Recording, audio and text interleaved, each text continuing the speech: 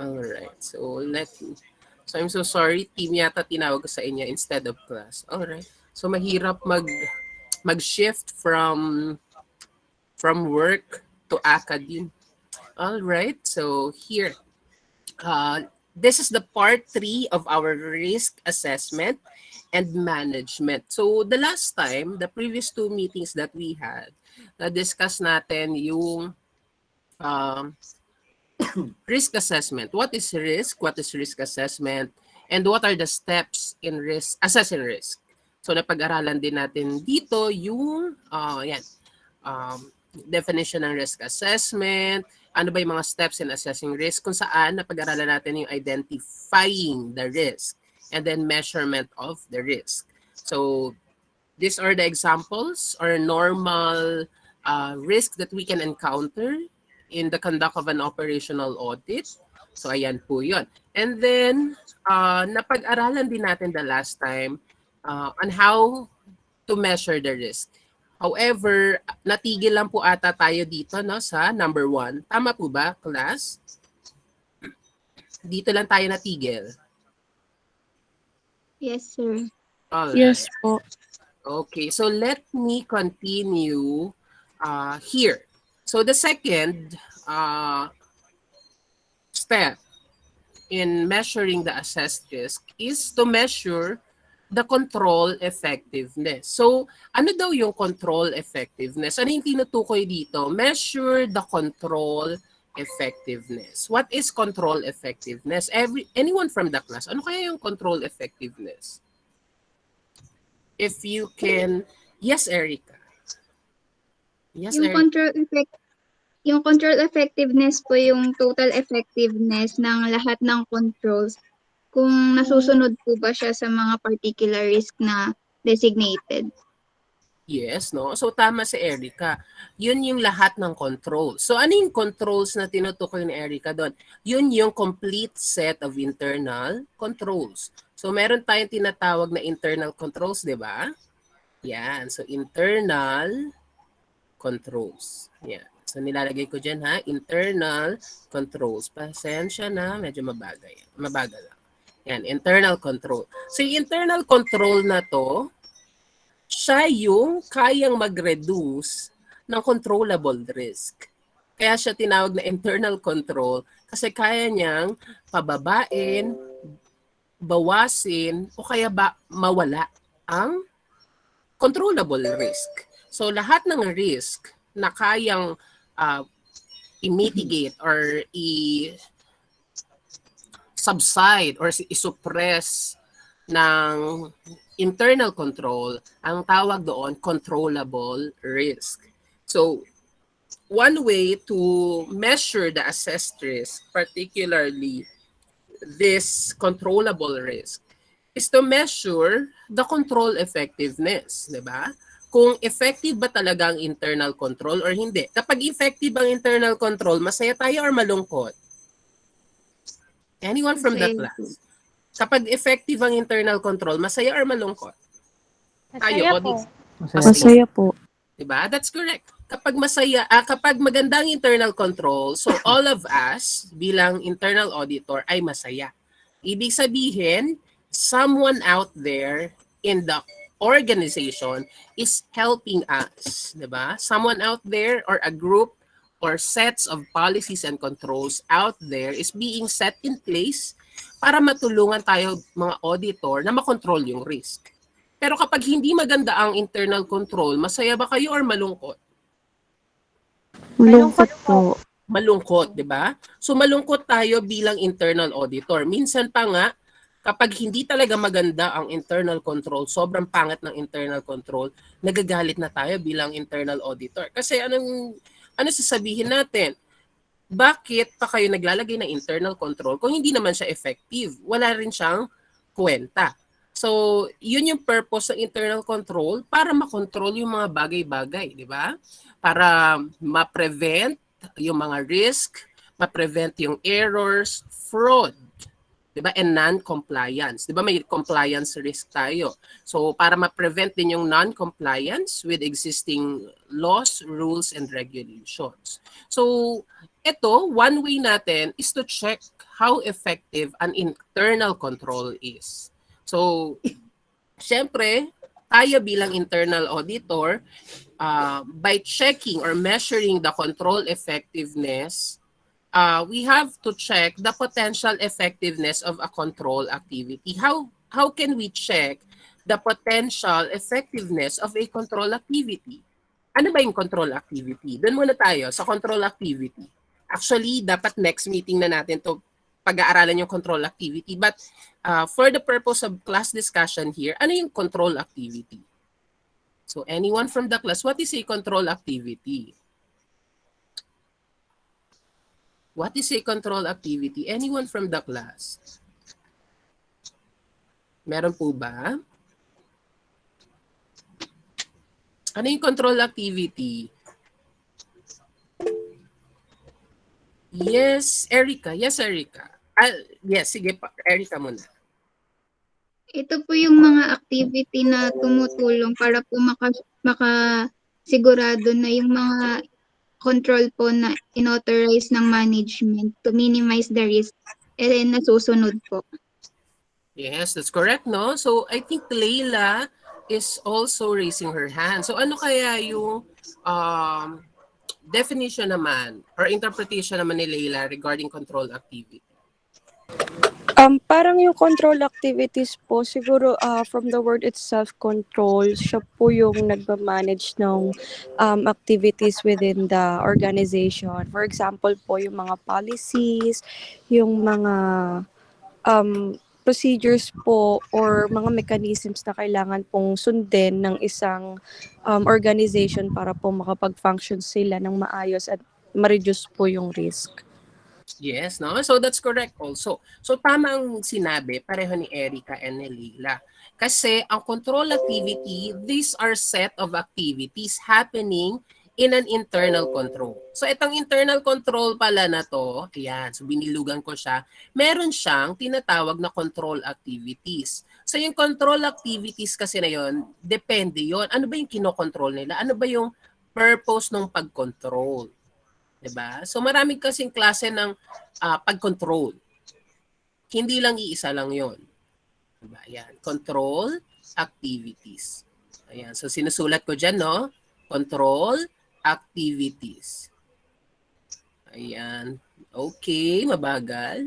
Pasensya na. Kindergarten pa lang. Ang pangit ng sulat. Ayan, control activities. Kayo ba, class, kapag kinontrol kayo, nagagalit pa kayo or hindi? Kapag kinokontrol kayo,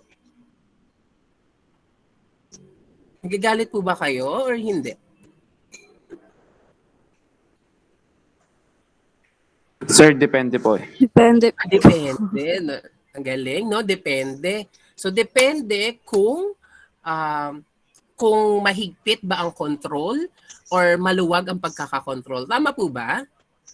Yes po. Yes po. Yes. Pag mahigpit ang pagkakakontrol sa inyo, masaya ba kayo, malungkot o nagagalit? Medyo Gagalit malungkot po. po, nagagalit. Medyo nagagalit. So kayo pala yung mga risk na nagagalit. Tama ba? So mga risk pala tayo. So pag ganun din pala ang mga risk, no? So syempre, ang risk may response 'yon, 'di ba? So ganun din tayo bilang tao. Kapag may kumokontrol sa atin, depende ang response natin kung gaano ba kahigpit or kaluwag ang isang control. Kung maluwag at hindi naman tayo masyadong affected, we just go with the flow. Ganun din with the risk, 'di ba? Kapag hindi kayang pumasok ng risk, okay, they just go with the flow, hindi sila makakapasok. Kapag kaya nilang pumasok ng risk, makakapasok talaga within the business or within the organizational activity.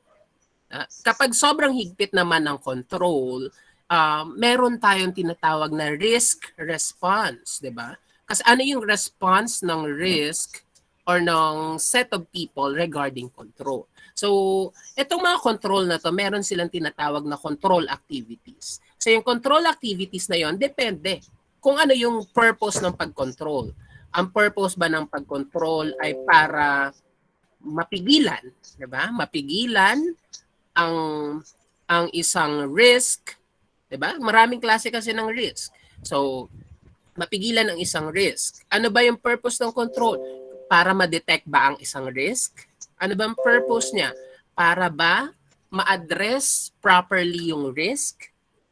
Nakukuha po ba? Nagigets po ba? So, these are examples of control activities that we have. So, kung ika-categorize natin ang control activities, meron tayong tinatawag na number 1, preventive. So yan. So number 1 is letter P, stands for preventive. So these are control activities that prevents risks to act before the error or omission will occur, 'di ba? So from the word itself, prevention, 'di ba? So instead na mag-occur siya, nape-prevent mo na. So yun yung mga preventive controls. Ikalawa naman is detective. So ano naman yung detective controls? Pag sinabi nating detective controls, ito yung meron ng risk. Nag-exist na yung risk na nag-appear na siya within our organization or within the process, pero ang purpose na ng control natin is to detect, to check if the error, omission, or fraud really exists. So yan, so detective controls naman yon. Ayan, all right. So detective, so ano yung una? Preventive. Ayan. So preventive controls. Okay. Ayan, so preventive controls. All right. Ayan po yun. Okay, the third one is directive. So ano yung directive control naman? Anyone from the class? Anyone from the class? What is directive control? Meron po ba?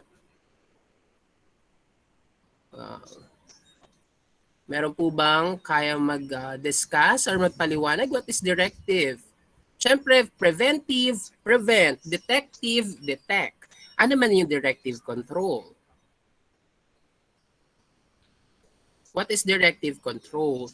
Ang directive control naman, ito yung meron ng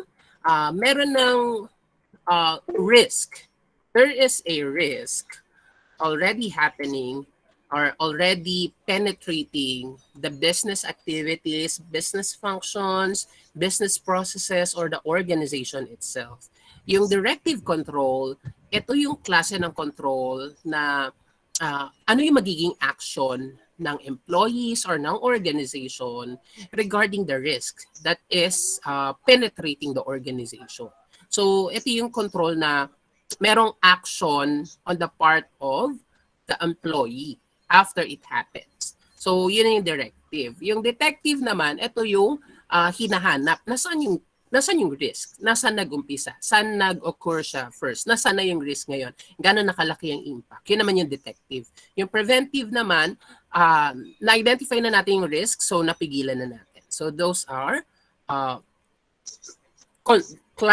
types of control activities. So the last one is what we call compensating. So meron tayong tinatawag na compensating control. So what do we mean by compensating control? So ano naman po yun?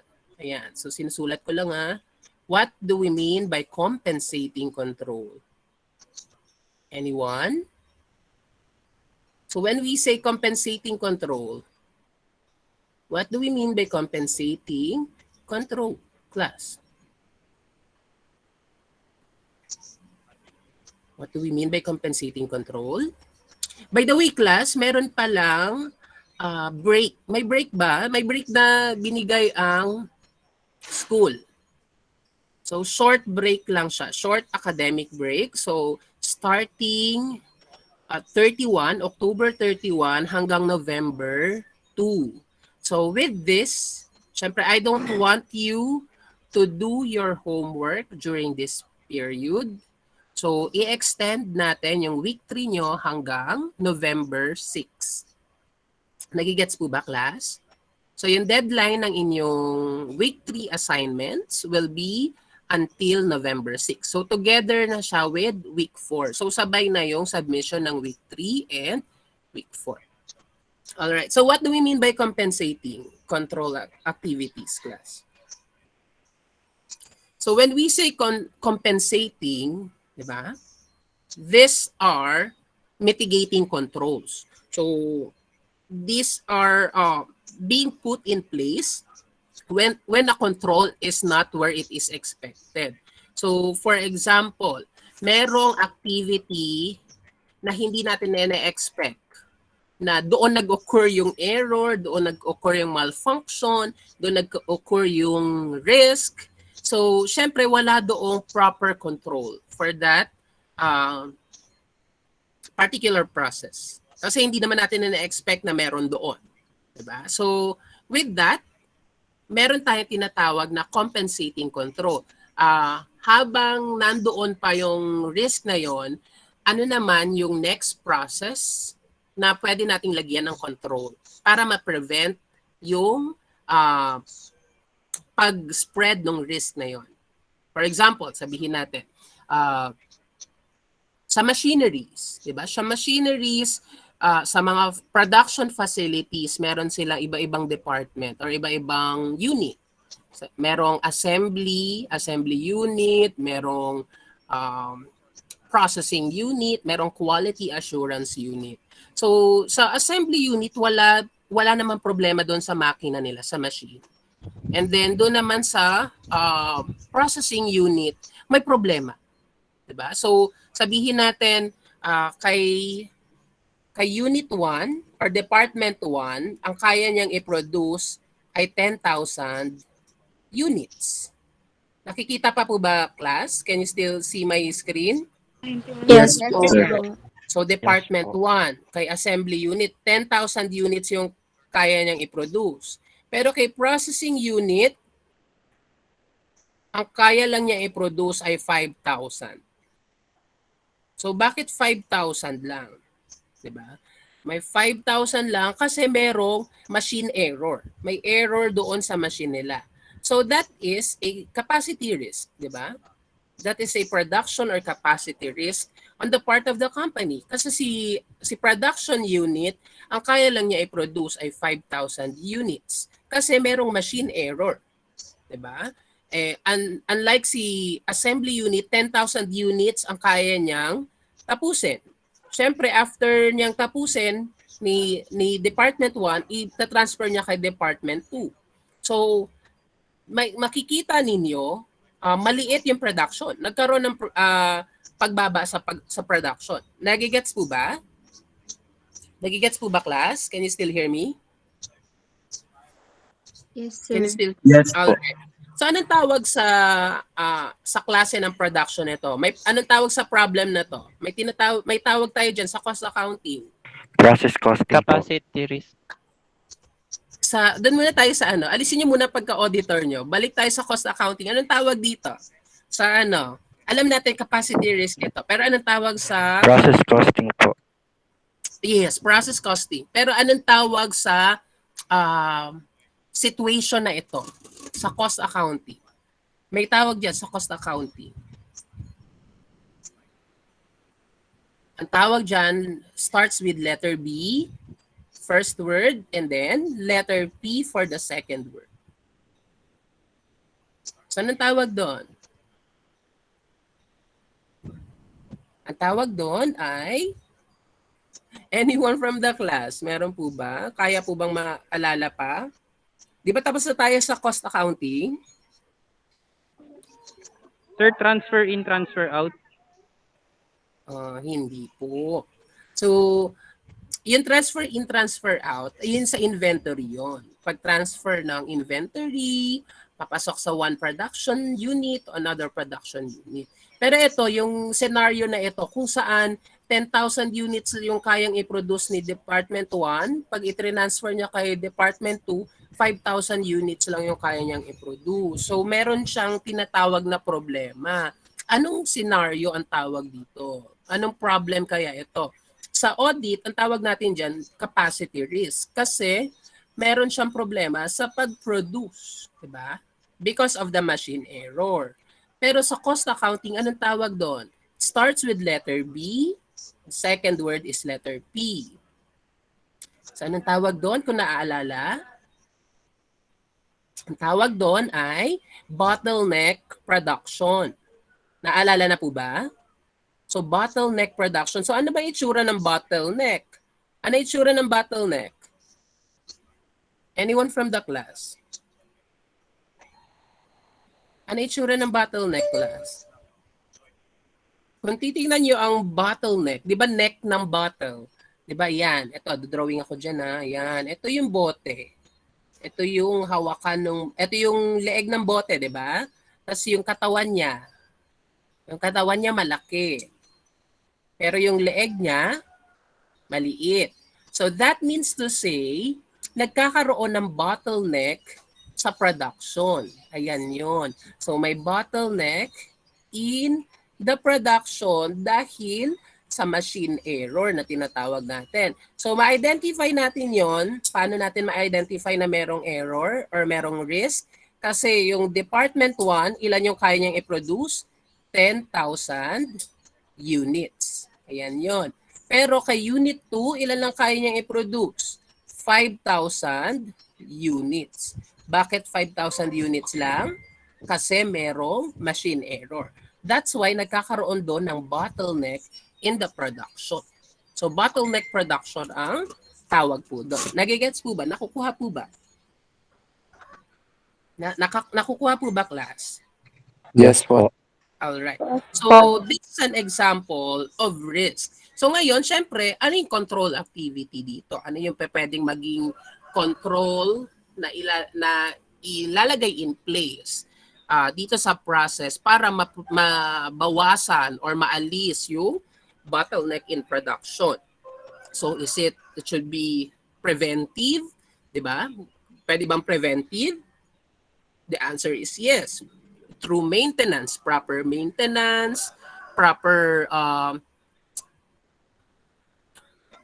caring, taking care of the machines, equipment. So, yun yung mga preventive controls. Ano naman yung detective? Siyempre, from time to time, i-check, magkakaroon ng monthly check-up, quarterly check-up, semi-annual check-up, or annual check-up for the machine. Ano yung mayroong problema? Baka kasi meron na pala doong nasirang bearing, o kaya gumagasgas na yung belt ng machine, o kaya wala ng langis. So that is detective control naman natin. Directive naman, ano naman yung directive control? In case na masira yung machine, ano yung dapat gawin ng mga tao doon sa production? Diba? Kung nasira yung machine, pwede bang mag-transfer sa ibang location or ibang factory plant para ma-produce yung required number of units para ma-satisfy yung market demand? Nakukuha po ba? And then another one, compensating. Ano yung pwedeng maging control in case na masira yan? Meron bang alternative equipment na nakatabi or spare equipment, spare machinery na nakatabi para in case na masira yung isang machine, ready na yung isa pang machine to take place and to continue the production. So these are example of control activities. So actual extent of the compliance. So sa control effectiveness, syempre chine-check natin hindi lang naman hindi lang naman iisang risk ang kayang i-check for control effectiveness. Minsan na-check doon yung mga errors. Ba? Check ang errors. Ano pang na-check pa doon? Fraud. Syempre baka may problema. Merong fraud pala na activities doon. And then last one, mga non-compliance. So syempre, hindi lang tayo nakatingin sa financials, hindi lang tayo nakatingin sa processes, sa policies. We also check the compliance with the existing rules and regulations. So for example, yung machine niyo nagpo-produce ng usok, 'di ba? Nagpo-produce siya ng usok. So kung nasa factory plant kayo, nagpo-produce ng usok yung machine, maitim na siya masyado, so may na-violate ng environmental protection laws. So kailangan compliant yung company, yung entity or isang factory with the existing environmental laws and laws. Yan. Number 3, prepare a control matrix and control evaluation. So sa control matrix or control evaluation, doon natin ma-check kung ano ba yung itsura. Kung ano ba yung risk na yon. Is it high? Is it low or medium? Siyempre, nung chinek muna natin, di ba? Balik tayo dito. Dito sa steps in assessing risk. We identify the nature of risk. Di ba? Na-identify natin yung nature ng risk. Is it inherent risk, controllable risk, or any other type of risk? So, syempre, initial assessment natin, kung inherent risk yun, normally high na siya. Kapag controllable risk, depende sa ating control effectiveness. Syempre, doon natin ma-assess kung effective ang internal control or hindi. Syempre, kapag hindi effective ang internal control or effective ang internal control, we can prepare a control matrix for the existing risk. Kung high ba ang risk na yon, catastrophic, is it moderate or medium, or is it low risk? So, doon natin ma-assess kung gaano kalaki yung impact ng risk sa organization. Then we also have to check the organizational hazard. So why do we need to check the organizational hazard? Ano naman yung organizational hazard? Anyone from the class, what is an organizational hazard? Ano po yung organizational hazard? Anyone from the class? Yes, Erica. Yes, Ito Erica. po yung ano po, organizational hazards, yung mga hazards po na pwedeng makapagpa-stress or makapag-strain po sa mga employees during the course of their work po. Yes, that's correct, no? So tama po yun. The organizational hazards, these are factors that can apply stress or distress sa organization kapag merong risk or hazards na involved. Siyempre, kapag may risk, pwedeng mapatigil ang operation ng business. Diba? So, yung risk natin, dalawang klase, di ba? It could be an external risk, an outside risk, or an internal risk. Yung sa loob siya na risk mismo. So, ano yung mga example na external risk? Meron tayong, balikan natin dito. Balikan natin yung ating PowerPoint. Ayan. So here, ano yung mga example ng external risk? So, one example is natural environmental risk. External risk yon. Political risk. External risk din yan. Ano pa? Ano pa yung mga example? Compliance risk po. Yes, pwede din ang compliance risk. Yung mga example naman ng internal risk like capacity risk, strategic risk, technological, and infrastructural risk. So, yun yung mga example ng internal risk. So, ito mga sinasabi ko sa inyo, class, you can also check the e-books that I have given you kay Sir Murdoch, pati kay Sir Graham. Graham ba? Oh, yeah, silang dalawa. So, you can check their books as well para po makasabay po tayong lahat. So, these are the risks na pwede nating ma-check. Diba? Na meron ba, pwede ba mag-cause ng organizational hazards. Kasi syempre, kung kayo yung auditor, syempre kung auditor tayo, may concern tayo with the organization. Kapag hindi kasi natin ginawa yung part natin, it may affect the whole organization and it may affect you as an employee. Siyempre, kapag nagsarado yung company, wala kang ng trabaho. Pag wala kang trabaho, wala kang maibibigay na money sa family mo. Pag walang money, inflow sa family,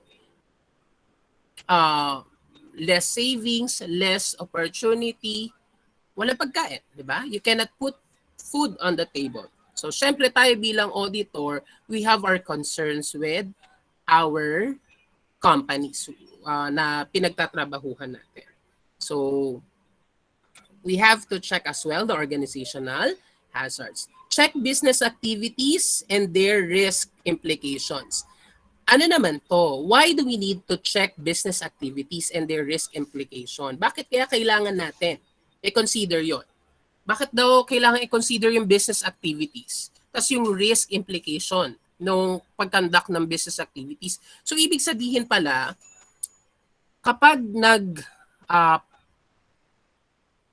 o-operate, kapag nag-ooperate ang isang organization or isang business, yung pag-operate nila, it involves risk or meron palang risk doon.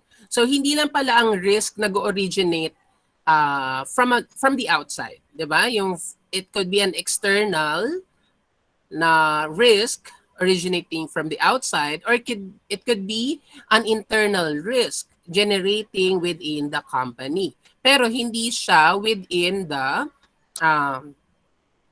operation, 'di ba? Parang halimbawa, sabihin natin, nag-ooperate pero due to wear and tear, pwedeng masira yung machinery. But wear and tear is not hindi naman siya talaga main hindi organization na nagko-cause, 'di ba? Due to wear and tear talaga. Yung wear and tear yung problem. Kaya nagkakaroon ng pagkaluma, pagkasira ng machinery. So which is a type of risk para sa atin bilang mga auditor. Pero ito sinasabi daw, check the business activities and their risk implications. So when every time an organization conducts its business or activities, meron palang risk implication yon. So what are the examples, or can you give at least one example of a risk implication where an organization conducted its business activity? So meron po ba tayong na kikita, na imagine na business activities na merong risk implication? Anyone from the class? Meron po ba? Can you still hear me? If you can hear me, please press number 2. Please press number 2.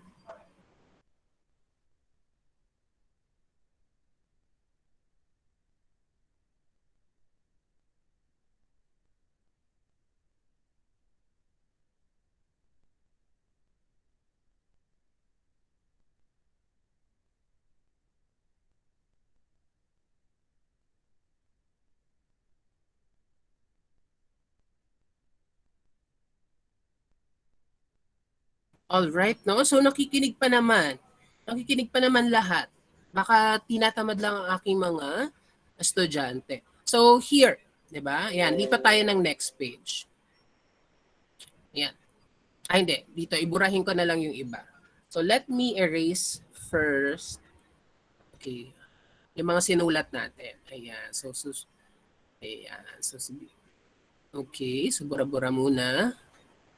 Alright. Ayan. So ano kaya yung mga example ng business activities na merong risk implication? Kasi syempre, kailangan nyo rin siyang i-imagine para ma-visualize natin na okay, dahil sa pag-conduct ng ganitong business activity, nakaka-incur pala tayo or meron tayo na encounter na risk. Meron palang implication yun. So, this type of business activities, meron pala siyang risk implication. So ano po yun? Yun yung gusto ko sanang malaman from your side, from your end. So let's go back here, diba? Let's go back here. Prepare a control matrix and control organization. Diba? Check the organizational hazards. Siyempre kapag chinek natin yung organizational hazards, ano ba yung normally makikita nating mga hazards, 'di ba? So we have to check what are those types of hazards. Meron kasi tayong hazards, depende kung ano yung source, 'di ba? So yan, organizational hazard. Kapag ang hazard nanggagaling from natural calamities, 'di ba? Kapag ang hazards nanggagaling from natural calamities or natural phenomena, so these are what we call natural hazards, di ba? So letter N, isusulat ko na lang dyan ha.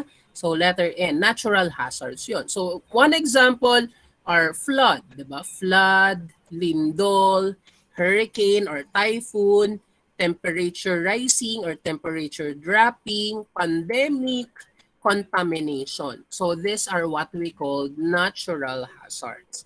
Ikalawa naman, human hazards. So ano yung mga human hazards? These are hazards that are very unintentional, 'di ba? Unintentional siya in such a way na hindi naman sinasadya nung tao, nung involved person, 'di ba? So for example, nasira niya, hindi niya sinasadya, nasira niya yung machine. So that is a human hazard which is unintentional. Meron din human hazard na intentional. So ano naman yung example ng mga intentional human hazards? So anyone from the class, ano yung mga intentional? Siyempre pag nag-work kayo sa organization or sa business na maraming employee, hindi maiiwasan yung misunderstanding. So tayo ba, mga magkakaklase, may misunderstanding ba tayo minsan? Anyone from the class? Meron Minsan po ba? po. Diba minsan? Pero hindi naman dumadating sa point na nagkakasampalan, nagkakasabunutan, nagkakasuntukan.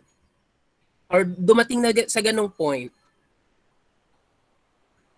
Meron po Hindi ba? po, Dumating na sir. sa ganong hindi pa naman, 'di ba? So, wag naman sanang umabot sa ganun, 'di ba? Sabihin pagkatapos ng exam, 'di ba? Pagkatapos ng exam, sabihin, hindi mo kasi ako pinakopya.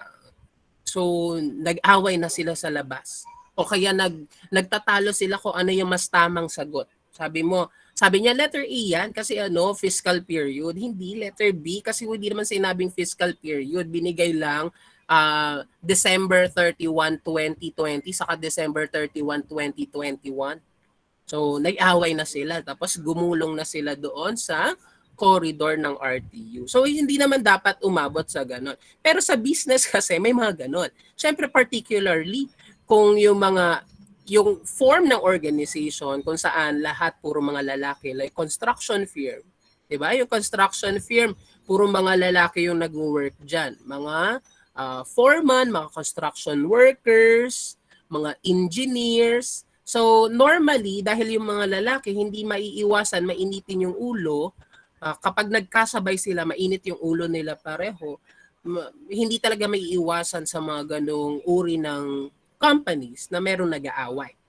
So yan. So yung pag-aaway in a workplace, these are what we call intentional hazards. No? So hindi natin pwedeng sabihin na unintentional 'yon. Ay wala lang kasi dahil sa init lang ng ulo namin kaya kami nag-away. So hindi naman natin pwedeng sabihin na gano'n na ay unintentional 'yan kasi pagpasensyahan niyo na uminit yung ulo nila pareho eh. Sinasadya talaga nila 'yon. Dahil meron naman silang option not to pick a fight, 'di ba? Kahit nainit ang ulo nila, they can just cool down or pwedeng umiwas naman. Pero pag nag-away sila, that's intentional. Considered as intentional na siya. So ano pa yung mga example ng hazards na pwede nating ma-encounter in a business organization? So yan bago natin i-check yung risk implication ng business activities. So let's go back here. Ano naman? Third one is mechanical hazards. So ano naman yung M? Mechanical hazards. So yung mechanical hazards na to, ito yung mga related sa machinery. May involvement ng machine or equipment. Kaya siya mechanical hazard. So for example, yung mga poorly installed equipment. Sa isang company merong elevator. May elevator pero sa sobrang tagal hindi na maintain. So sumakay yung president. So yung president saka sumabay pa yung ibang employees. Kaso syempre sa sobrang dami na nang nakasakay, mabigat, hindi nasunod yung social distancing, bumigay yung elevator. So bumagsak. 'Di ba? So imbis na paakyat sila, bigla silang bumulusok pababa papuntang ground floor. So sa tingin nyo, kapag sabihin natin, nasa 15th floor na, bumagsak yung elevator, sa tingin nyo magkakaroon ng sugat or injury yung mga tao na nasa loob ng elevator? Yes po, sir. Pwede rin po Yes, sir. mag-result sa death. Yes, 'di ba? So that's correct, no? Tama yung sabi ni Leila. Merong injury, may possible injury, pwede pa nga mag-result sa death. Lalo na kapag ang elevator ay luma na tapos walang spring sa baba. Yung mga modern elevators kasi, may mga spring yan sa baba para kapag bumagsak yung elevator, masosuppress yung impact kasi may spring sa baba. Alright, so these are example of hazards na meron sa isang business. Ano pa? Meron pa tayong tinatawag na technological hazards.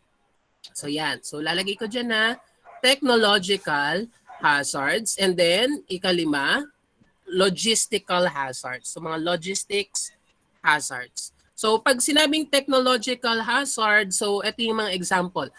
Business nawalan ng internet connection. Kapag nawalan ng internet connection sa business, imagine natin, nagtatrabaho tayo. So, tayo mga accountants, send ng email, nagfa-file tayo ng tax sa BIR. Online ang pag-file natin. Bigla nawalan ng internet. Ano mangyayari sa atin? Class, ano mangyayari sa atin? Nagfa-file tayo ng tax sa BIR, naka-online tayo, nawalan ng internet. So ano mangyayari sa atin, class? Masaya ba tayo o malungkot? Malungkot. Masaya? Yes. Malungkot po. Malungkot po. Oh, I see. So malungkot. Hindi ba pwede maging masaya? Yehe, wala nang trabaho. Pwede nang umuwi. Walang internet. Pwede So, rin. syempre, pwede din. No? So, pwede din. Pero the truth is, malungkot. Diba? Bakit tayo malungkot? Kasi meron tayong deadline sa pag-file ng BIR. Kung nag-file kayo ngayon, deadline na ngayon, tapos bigla nawala ng internet, syempre malungkot tayo, magagalit tayo. Kasi supposedly makapag-file tayo ng maayos, pero dahil hindi tayo makapag-file ng maayos, dahil walang internet, magkakaroon pa ng penalty. Diba? So that is a compliance risk naman. Because of the technological hazard, naka-incur ng compliance risk due to late filing sa BIR. So yan po yan. Logistical hazard. Ano naman yung logistical hazards? Ano yung example ng logistic hazards? So, one example ng logistic hazard ay yung delay sa delivery. Imbis na ma-deliver on time yung mga products and services, may problema sa logistical supply chain, 'di ba? Sa supply chain ng business. So, may capacity risk na nga sila. Kung babalikan natin dito, ay nasa na yun, wala na yung ano natin. Binura kasi natin kanina, di ba? May bottleneck in production that results to capacity risk. So, imbes na 10,000 yung kaya i-produce per day, 5,000 lang dahil may bottleneck kay production number 2. Tapos, 5,000 na nga lang yung units na napoproduce per day, meron pang logistical hazard. So, ang dami ng risk and hazard na involved si company, si business organization. Kasi yung sa logistical hazard naman, hindi naman kayang ma-deliver on time. Kasi may mga scenarios. Like for example, nag-strike yung mga drivers. Ang liit lang daw ng pasahod. Diba? Ano pa? May problema sa mga delivery equipment, delivery trucks. Laging sira, laging flat ang gulong. Ikatlo, laging nakakasagi yung mga drivers ng kotse. So, syempre, na-impound yung delivery truck. Kailangan tubusin, kailangan magbayad ng malaki. So, nagkaroon ng logistical hazard. So, these are example of hazards. Ngayon, syempre, na-introduce na natin these hazards. Ano naman yung mga business activities na merong risk? Pwede magkaroon ng risk implication. Kasi ito, alam na natin ito mga hazards. Natural, human, mechanical, technological, logistical. So, what are example of business risk, business activities that can have a potential risk implication? So, ano po yun? One example, sa construction, di ba?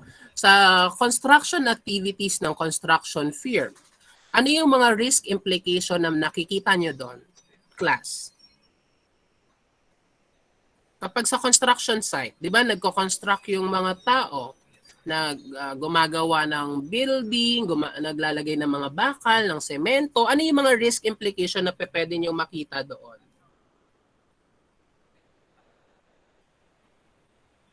Na papakinggan pa po ba ako, class?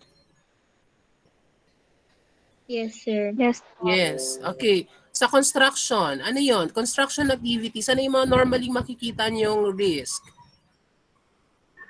Yung Sir, yung risk, makapagkahulog po ng mga bagay-bagay. Yes, di ba? Because of, sorry, ayan, papalitan ko muna, burahin ko lang. Because of the activities of the construction firm, kasi ang nilalagay nila mga heavy equipment, mga malalaking materials, di ba? So dahil malalaki mga materials na nakalagay doon, mga bakal, mahahabang bakal, 12 feet na bakal. Syempre kapag nalaglagan tayo noon, yung tao nalaglagan ng bakal mula doon sa 10th floor na ginagawang building, nalaglag yung bakal, di ba? Straight doon sa tao. So ano mangyayari sa tao? Syempre, ano mangyayari sa tao? Mamatay po, sir. So pwedeng mamatay. Or Pwedeng mamatay po. ma-injured, pwedeng mamatay, di ba? Lalo na, so maswerte siya kung natamaan lang siya doon sa nadaplisan lang siya sa balat. Di ba? Maswerte pa rin siya kung natusukan lang siya sa balikat.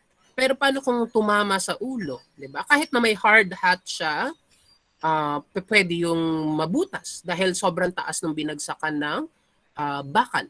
Diba? So, yun yung mga risk implication na involved sa construction activities. Ano pa? Syempre, yung mga nasa electrical team, yung mga electrical engineers. Diba? Syempre, mga malalaki yung nilalagay nila doong capacitor para sa building, para sa electricity. Mamaya na-touch ng isang employee, nagkamali siya, imbes na kulay pula yung ihahawakan niyang wire, walang kuryente, nahawakan niya yung color yellow.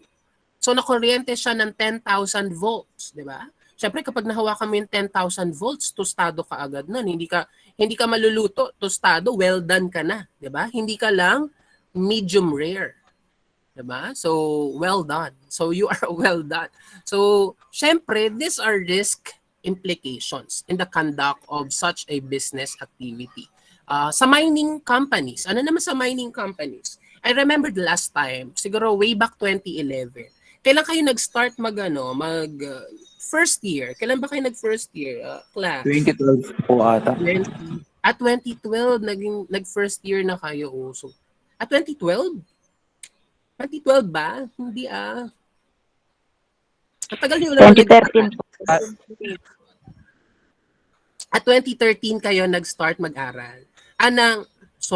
2013 kayo nag-start mag-college. Hindi, ang tagal. 2019 po yung college. 2019. Pero 2013 First year high school ata. 2013 kayo nag-start mag-aral. Ay, kailan ba kayo pinanganak? Sorry. High school po yun, sir, in 2012. High school po yung 2013 first year. high school. I see. Sige po. So, high school ang 2013. So, 2019 ba kayo nag-first year? Or 2017, 2018? 2019 po, sir. 2019 po. So, imagine niyo si Sir Mark nyo kagagraduate noong 2011. Kayo, mga high school pa lang ata kayo noon. Alright, okay. So, way back 2011, I worked in a mining company. So, in Palawan. Although yung head office namin dito sa Makati. Dito lang, sa Makati. So, syempre, sometimes I go to Palawan plant. Doon sa planta namin sa Palawan. So, I usually visit them once or twice a month. So, once or twice a month siya. And then, thank you. Ayan. So, and then, nakikita ko yung mga activities doon ng mining company.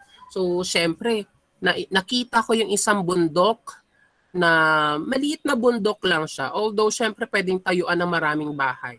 Siguro kaya mag-build ng isang community sa isang bundok na yun. Napatag siya. As in, natanggal ang buong bundok because of the mining activity. Nakukuha po ba? Nagigets po ba? Meron po bang taga-Palawan dito? Or wala po?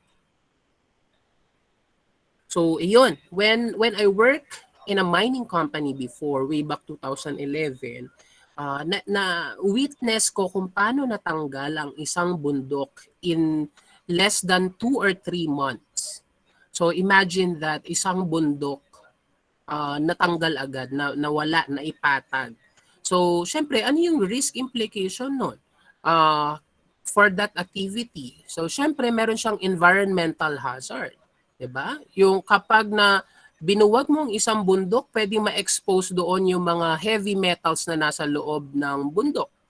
'Di ba? Syempre, pwedeng malanghap yon, pwedeng makontaminate yung mga ilog, dagat, sapa, yung mga puno, pwedeng mag-iba yung kanilang growth.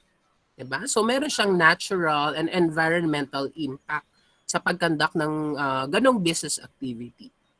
Ano pa? Siyempre, nung nandun kami sa Palawan, siyempre hindi naman lahat ng tao mababait. Kahit sa ang lugar, di ba? Hindi naman lahat ng tao mababait. So meron doong mga tinatawag natin, mga rebelde. So may mga rebelding grupo doon. So members sila ng NPA. So these NPAs, they want all the mining companies to become their milking cows. So aware naman kayo kung ano yung milking cow, di ba? Can you still hear me, class? Yes Yes, po. sir. Yes. Alright. So they want all the mining companies there to become their milking cows para makakuha sila ng pera every time. So kapag pag hindi nagbayad yung mga mining companies, susunugin ng mga NPAs yung machinery nila, yung plant nila. So that is a risk on the side of mining companies naman as well. Kapag hindi kayo nagbayad sa kanila ng tinatawag nilang revolutionary tax, they will do arsonation doon sa mga equipment no mga mining companies. So, syempre sa pagkandak ng mining activities, merong risk implication din. So, tayo bilang auditors ng company, kailangan ma-identify natin ano yung mga business activities ng company natin. Ano yung mga related risk at ano yung effect ng risk na yon sa operation. Baka mapahinto yung operation. 'Di ba? So, yun yung tinatawag natin na organizational hazards na sinasabi natin. Like yung sinabi kanina ng ating classmate na it might stop the operation. Pwedeng mag-iba yung approach ng organization, ay dahil nagkaroon ng ganitong hazard, paano na tayo mag-ooperate? Diba? So tayo bilang auditor, kailangan natin ma-identify, ma-check ano yung mga risk related doon sa business activities, ano yung mga organizational hazards, ano yung mga possible risk and potential risks na pwedeng pumasok or mag-penetrate sa ating business activity. So, syempre, para mapigilan natin or kung hindi man mapigilan, pwedeng ma-minimize. Diba? So, these are what we are trying to check bilang isang auditor. So, if you know how to do this, all of this, or how to prevent, how to detect, how to mitigate and compensate such risk, then you are becoming a real auditor. No? So habang ngayon pa lang, i-train na natin yung sarili natin, kahit sa bahay lang. Diba? So you're training yourself to become an auditor someday. So with this type of control procedures, kayang-kaya na natin. Alright, so ayan na. Okay, so we're now done with a measurement of assessed risk. So last one, okay, so yan. Okay, here. So, onti na lang. Onting how to analyze risk, effects as to governance function of the management organization, effects as to risk management policies and of the organization, and effects as to internal control policies of the organization. So, syempre, para i-analyze natin yung risk, kailangan i-check natin yung tatlo. The governance function, ano pa? Risk management ng organization, saka internal control. Kanina, chinek na natin yon kasi tingnan natin yung slide. Measure the control effectiveness. Nandito tayo sa internal control. Na-measure na natin yan. Ayan. So yan yun. And then risk management, how can we manage the risk? By checking the assets, reporting compliance operations, operational function, and then compliance of the company as a whole. And then last one, the governance activities or governance function of the organization. Siyempre, yung governance function of the organization, sila kasi yung nagpo-promote or nag-i-implement ng policies in the organization as a whole. So ano yung mga ethics and values, accountability, communication and coordination na dapat nag-i-exist doon sa organization. So itong tatlong to, governance, risk management, and internal control, dapat interrelated sila sa bawat isa at dapat lahat sila nagfa-function ng maayos. Kasi kung hindi okay ang internal control, tapos governance and risk management lang yung okay, may risk pa rin doon. Malaki pa rin yung risk na yun. Kasi si internal control, isa siya sa line of defense para sa organization. Ayan, all right. Wait lang. Okay. Okay, ayan. So, proactively mitigate the risk of project failure. So tayo bilang auditor, we have to proactively mitigate the risk of project failure. So syempre, we are not moving towards for a project to fail. Kailangan ma-prevent ka natin yung failure ng isang project or isang program or isang activity. So the auditor is a watchdog and not a bloodhound. So watchdog pala tayo. We always check, we always oversee kung merong risk na nandoon sa isang organization. So we are not a bloodhound. All right. So how to manage risk? Mitigation through controls, taking care of the risk, risk registers and appetite, risk policy. So, syempre, mitigation through controls through applying the internal control. Ayan. So, applying the internal control, taking care of the risk, di ba? So, tulad ng sabi ko sa inyo, sabi natin last time, sabi ni Mark Zuckerberg, the biggest risk is not taking any risk. So, syempre, when we take the risk, we should take care of the risk kapag na-identify na natin. Kasi kapag pinabayaan natin yon, mahihirapan tayo. And then risk register and appetite. So, depende sa corporation or sa organization kung gaano kalakas yung appetite niya pagdating sa risk. Siyempre, yung sabihin natin, sa isang organization, yung risk na ito, low risk lang sa kanila. Pero sa another corporation, high risk na yon. Depende sa appetite nila. Tapos, risk policy. You also have to check the risk policy. Ano ba yung policy ng corporation or ng organization pagdating sa risk? Yeah. So, this is a analysis of the risk. Ano yung impact ng risk? Ano yung threats and opportunities? Ayan. All right. So, thank you so much, class, for attending our class discussion for today. So, please continue answering our week 3 discussion and written assignments. So, it depends on you kung naka-break kayo during from October 31 to November 2, it's okay. So na-extend naman natin yung deadline up to November 6. So as long as you can comply with our deadline, so it's okay. That's better. That's appreciated. That's being appreciated. So thank you so much, class. Have a good day today. Happy weekend. Thank you so much, Thank you po, sir. Thank Thank you. you po, Thank you, sir. sir. Thank you, Have a good day rin po. Thank you po, sir. Thank you po, sir.